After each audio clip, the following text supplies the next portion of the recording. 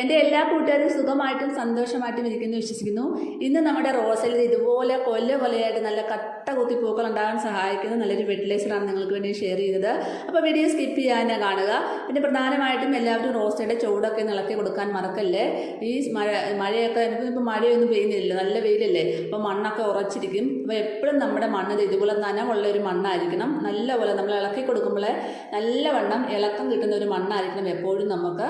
അപ്പോൾ ഈ ഒരു വളമാണ് ഞാൻ ഇട്ട് കൊടുക്കുന്നത്. നല്ല എഫക്റ്റീവും നല്ല റിസൾട്ടുമാണ് ഈ ഒരു വളത്തിന്.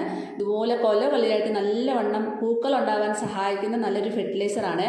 പിന്നെ അതുപോലെ തന്നെ നമ്മൾ മുരടിച്ച ഇലകളും എന്താ വെച്ചാൽ ചെറിയ കുഞ്ഞു പൂക്കളും ഒക്കെയാണ് നമ്മൾ തീർച്ചയായിട്ടും അത് കട്ട് ചെയ്ത് കൊടുക്കണം. പിന്നെ നമ്മുടെ ഈ ഒരു വളം നമ്മുടെ ജമന്തി ചെടിക്കും കൊടുക്കാവുന്നതാണ്. നല്ല റിസൾട്ടാണ് അതിന് കൊടുത്താൽ. ഏത് ചെടികൾക്കും കൊടുക്കാം. റോസ, ജമന്തി, ചെത്തി, ചെമ്പരത്തി, അതുപോലെ തന്നെ ബോഗൺവില്ല, ഈ ചെടികൾക്കെല്ലാം നമുക്ക് ഈ ഒരു വളം ഇട്ട് കൊടുക്കാം. ഇത് പൗഡർ രൂപത്തിലുള്ള വളമായതുകൊണ്ട് വേറെ ഒന്നും ഒരു കെമിക്കൽസും ഇല്ലാത്ത ഒരു നമ്മുടെ വീട്ടിൽ തന്നെയുള്ള സാധനങ്ങൾ ഉപയോഗിച്ച് മാത്രം ചെയ്യുന്ന ഒരു വളമാണ്. തീർച്ചയായിട്ടും ഇത് നിങ്ങൾ ഇട്ട് കൊടുക്കാൻ മറക്കല്ലേ. അതുപോലെ തന്നെ കഴിഞ്ഞ ദിവസം വാട്സപ്പിൽ ഒരാൾ പറഞ്ഞിരുന്നു ഇതുപോലെ ചെടിയുടെ റോസ മുരടിച്ച് പോകുന്നു, പൂക്കൾ ഉണ്ടാവുന്നില്ല എന്നൊക്കെ. അപ്പോൾ നിങ്ങൾ പ്രത്യേകം ശ്രദ്ധിക്കുക. നമ്മുടെ ചെടിയിൽ പൂക്കൾ ഉണ്ടാകാത്തതിൻ്റെ ഒരുപാട് കാരണങ്ങളുണ്ട്. ഒന്നാമത്തെ കാരണം എന്ന് പറഞ്ഞാൽ മണ്ണൊന്ന് ഇളക്കി എപ്പോഴും കൊടുക്കണം. എന്നാൽ മാത്രമേ വേരോട്ടം നടക്കത്തുള്ളൂ.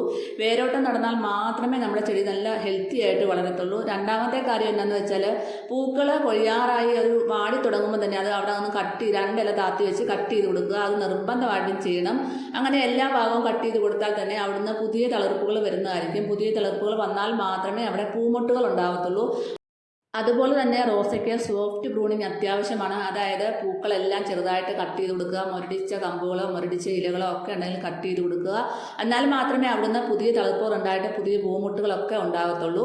അതുപോലെ തന്നെ എല്ലാ ചെടികൾക്കും പ്രൂണിങ് അത്യാവശ്യമാണ്. പൂക്കൾ ഉണ്ടാകുന്ന ചെടികൾക്കെല്ലാം അതുപോലെ ചെയ്ത് കൊടുക്കണം. അതുപോലെ നമ്മുടെ പച്ചക്കറി തൈകൾ, മുളക് തൈയൊക്കെ ആണെങ്കിൽ അത് മുളക് ഇട്ട് കഴിഞ്ഞാൽ ഉടനെങ്കിൽ പ്രൂൺ ചെയ്ത് കൊടുക്കാൻ മറക്കല്ല കേട്ടോ. ഇനി നമുക്ക് വളം എങ്ങനെ തയ്യാറാക്കാൻ നോക്കാം. അതിനായിട്ട് ഞാൻ നമ്മുടെ നന്നായിട്ട് ഉണങ്ങിയ മുട്ടത്തോടാണ് കേട്ടത്. അതായത് പുഴുങ്ങിയ മുട്ടയുടെ അല്ല, വാട്ടിയ മുട്ടയുടെ തോടാണ്. നല്ലപോലെ ഉണങ്ങിയതാണ്.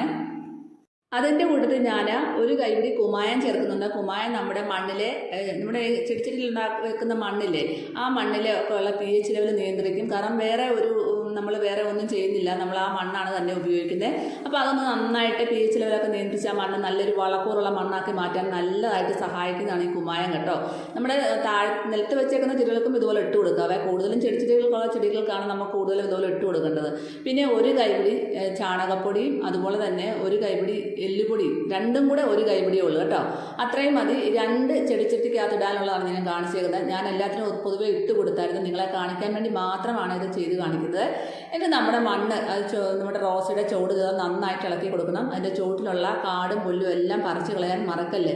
എപ്പോഴും നമ്മുടെ റോസയുടെ ചോട്ടിലുള്ള മണ്ണ് ഇതുപോലെ നനവുള്ള മണ്ണായിരിക്കണം. ഒരിക്കലും ഇരിക്കരുത്. അത് പ്രത്യേകം ശ്രദ്ധിക്കണം. ഉറഞ്ഞിരുന്ന് കഴിഞ്ഞാൽ ഒരിക്കലും റോസയുടെ വേരോട്ടം നടക്കത്തില്ല. പെട്ടെന്ന് ചെടി മുരടിച്ച് പോകും. അല്ലെങ്കിൽ നിങ്ങൾ ശ്രദ്ധിച്ച് നോക്കിയിട്ട് നിങ്ങൾക്ക് മനസ്സിലാവും. അപ്പം നമുക്ക് ഇതുപോലെ ഒരു കൈപിടി നിറച്ച് ഇട്ട് കൊടുക്കാം. ആകെ 2 കൈപിടിയേ ഉള്ളൂ. 2 ചെടിച്ചട്ടിക്കകത്ത് ഇടാനുള്ളതേ ഉള്ളൂ. എന്നിട്ട് നന്നായിട്ട് മണ്ണൊന്ന് ഇളക്കി കൊടുക്കുക. എന്നിട്ട് കുറച്ച് നേരം കഴിഞ്ഞിട്ട് ഒന്ന് നനച്ച് കൊടുത്താൽ മതി. പെട്ടെന്ന് അങ്ങ് നനയ്ക്കണ്ട. കാരണം നമ്മുടെ ചെടിച്ചട്ടിയുടെ ചുവട്ടിലെ മണ്ണ് ഉറഞ്ഞിരിക്കുവാണെങ്കിൽ മാത്രം നിങ്ങൾ ഒന്ന് നനച്ച് കൊടുക്കുക. ഇല്ലെങ്കിൽ കുറച്ച് കഴിഞ്ഞ് നനച്ചാലും മതി. എൻ്റെ ആ മണ്ണ് നന്നായിട്ട് നനവുണ്ട് ഇപ്പം, അതുകൊണ്ട് ഞാൻ കുറച്ച് കഴിഞ്ഞേ നനയ്ക്കുന്നുള്ളൂ. നനയ്ക്കുന്ന കൂട്ടത്തിൽ നനച്ച് കൊടുത്താൽ മതി. അപ്പോൾ അത് പ്രത്യേകം ശ്രദ്ധിക്കേണ്ട കാര്യമാണ്. ഇങ്ങനെയൊക്കെ നോക്കിയാൽ മാത്രമേ നമ്മുടെ റോസയിൽ നല്ലവണ്ണം പൂക്കൾ ഉണ്ടാകത്തുള്ളൂ. ഞാൻ എങ്ങനെയാണ് എൻ്റെ റോസയെ പരിപാലിക്കുന്നത്. അപ്പോൾ എൻ്റെ വീഡിയോസ് ഫോളോ ചെയ്യുന്നവർക്കെല്ലാം ഈ കാര്യങ്ങളൊക്കെ അറിയാവുന്നതാണ്. നല്ലപോലെ നമ്മുടെ റോസയിൽ ഇതുപോലെ നല്ല ഭംഗിയായിട്ട് പൂക്കൾ നിൽക്കണമെന്നുണ്ടെങ്കിൽ നമ്മൾ ഇതുപോലെ ചെയ്ത് കൊടുത്താൽ മതി. ഇതിപ്പോൾ ഈ റോസയ്ക്ക് കുറച്ച് പൂക്കൾ കുറവാണ്. കാരണം കഴിഞ്ഞ ദിവസം നല്ലപോലെ പൂക്കൾ വന്നിട്ട് രണ്ടാമത് വന്ന പൂക്കളാണ് വന്നുകൊണ്ടിരിക്കുന്നതേ ഉള്ളൂ. നല്ല കട്ട കുത്തി പൂക്കുന്ന റോസാണ്. നല്ല ഭംഗിയാണ് കാണാനായിട്ട്. അപ്പോൾ ഇത് വരുന്നതേ ഉള്ളൂ പൂക്കളൊക്കെ. എല്ലാവരും ചെയ്ത് നോക്കാൻ മറക്കല്ല കേട്ടോ.